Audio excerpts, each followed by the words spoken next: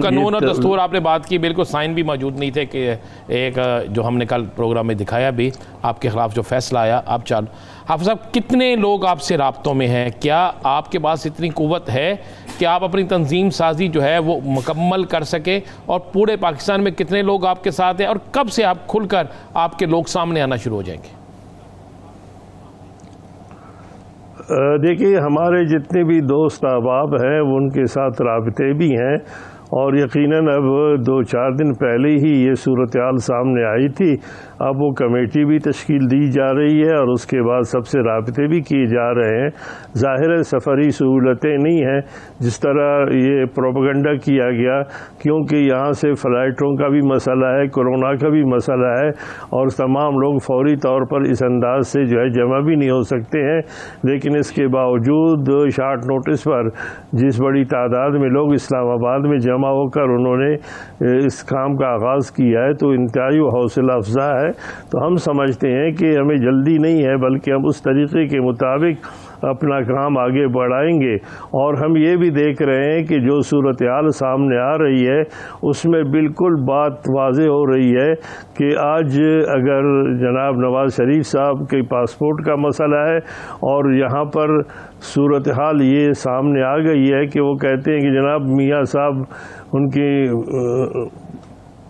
ان کی بیٹی یہ بات بار بار کر رہی ہے کہ اگر میاں صاحب آ گئے تو تمہیں پتہ چل جائے گا. تو آپ بتائیے کہ یہی بات جو ہے زرداری صاحب اور پیپلز پارٹی نے کی ہے کہ ہم اس وقت تک لانگ مارچ نہیں کریں گے جب تک میاں صاحب وطن واپس نہیں لوٹیں گے. تو اس کا مطلب یہ ہے کہ نہ امن تیل ہوگا نہ نادا ناچے گی. اس وقت جو صورتحال سامنے ہے اس میں یقیناً ہر ایک نے اپنے مفادات کے حوالے سے ہی اپنی پارٹی کے حوالے سے فیصلے کرنے ہیں. حافظ صاحب، آپ کو اختلاف جمعیت علماء اسلام فے سے بھی ہے، پی ڈی ایم سے بھی ہے، تو آنے والے دنوں میں آپ ایک علیحدہ پلیٹ فارم سے ان کا سامنا کیسے کریں گے؟ دوسری بات یہ کہ کیا بانی ارکان کے خلاف فیصلے پر مولانا پشیمان بھی ہیں؟ دیکھیے، ہمارے بہت سے رہنما جو ہے وہ رابطے بھی کر رہے ہیں، بات بھی کر رہے ہیں. جو ظاہر درد دل رکھنے والے لوگ ہیں وہ باقاعدہ طور پر اس بات کو کر رہے ہیں. جس طرح میں نے پہلے بھی یہ بات کی تھی کہ جو ہمارے پاس لوگ آئے تھے تو انہوں نے میرے موقف کے حوالے سے بالکل واضح کہہ دیا تھا کہ جو موقف آپ نے اپنایا تھا وہ JUI کا موقف تھا. تو ہم سمجھتے ہیں کہ یہ جو کچھ کیا گیا ہے مولانا صاحب کی ذاتی خواہش پر اور اس کے حوالے سے کیا گیا ہے.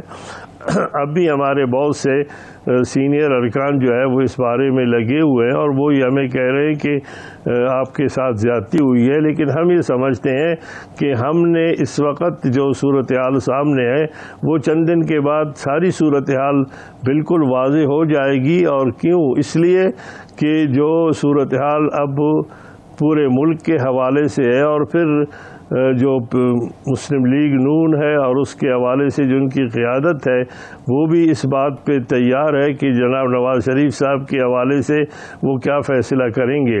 اور وہ وہاں پر برطانیہ میں ہیں اور ان کے بیٹے وہیں پر ہے اور وہ بھی وہاں پر مزید قیام کریں گے اور کبھی بھی واپسی کا شاید ان کے پاس واپسی کا کوئی راستہ بھی نہیں ہے. دو سوال ہیں مولانا صاحب، دو سوال ہیں.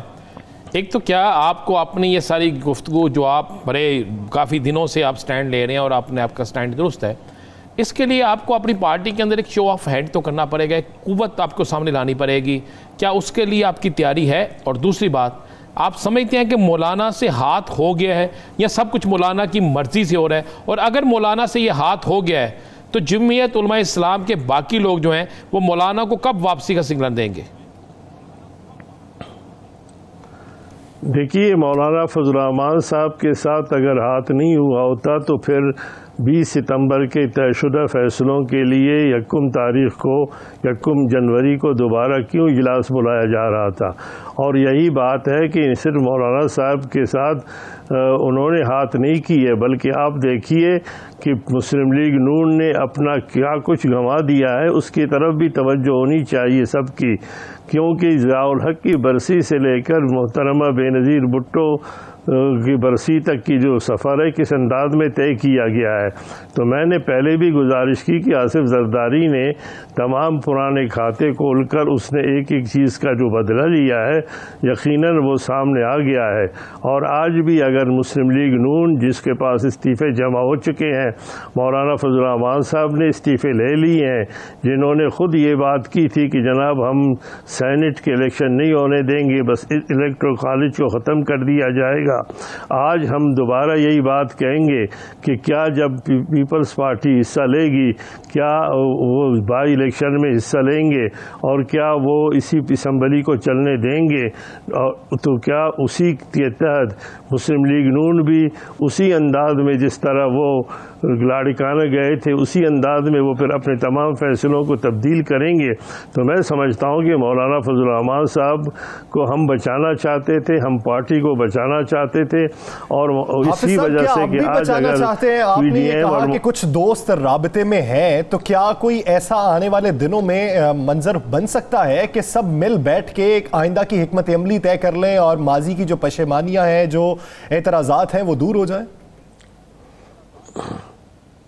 دیکھیں، بالکل آسان سی بات ہے کہ اگر یہ تنظیمیں ختم کر دی جاتی ہیں اور جس طرح ہمارے انٹرا پارٹی الیکشن ہوتے ہیں اور جو ہماری تجاویز ہے اس کے مطابق دیانتدار آدمی رکنیت سازی کرتے ہیں اور اس کے مطابق فیئر الیکشن ہوتا ہے، تو ہم تو چاہتے یہی چیز ہے، اور اس کے لیے تو ہم سمجھتے ہیں کہ یہ بات ہم نے اصولی طور پر کی ہے، اور اگر اس اصولوں کو مان لیا جاتا ہے، کوئی ہم نے انوکھی بات نہیں کی ہے۔ ہم نے انوکھی بات اس لیے نہیں کی ہے کہ اگر یہ عمران خان کی حکومت ہے اور کہا جاتا ہے کہ سرنوس میں الیکشن ہو، فیئر الیکشن نہیں ہوئے، اور یہی بات اگر جے یو آئی کے لوگ اپنی پارٹی کے حوالے سے کر رہے ہیں، تو پھر جمہوریت کا تقاضا یہ ہے کہ ہمیں اس طرف جانا چاہیے۔ ایک آخری سوال کا جواب دیجیے گا۔ سینٹ کے انتہا، سینٹ میں عدم اعتماد کی تحریک میں 2 سینیٹر آپ کی جماعت کے بھی جو ہے ان کے حوالے سے کہا جا رہا ہے کہ ان کا بھی نام لیا گیا کہ انہوں نے ووٹ فروخت کیا، تو کیا مولانا فضل الرحمان کو اس کے علم تھا؟ اور دوسرا یہ مختصر جواب دے دیجیے گا، دوسرا یہ جو تحریک چل رہی ہے جو مولانا صاحب جس کی قیادت کر رہے ہیں، اس کے والے صاحب نے پہلے بھی کہا تھا کہ اچھے خاصے مال ان کا اور بندے ہمارے، تو یہ جو مال لیا گیا ہے اس حوالے سے بھی کوئی پارٹی کے اندر کوئی بات ہو رہی ہے؟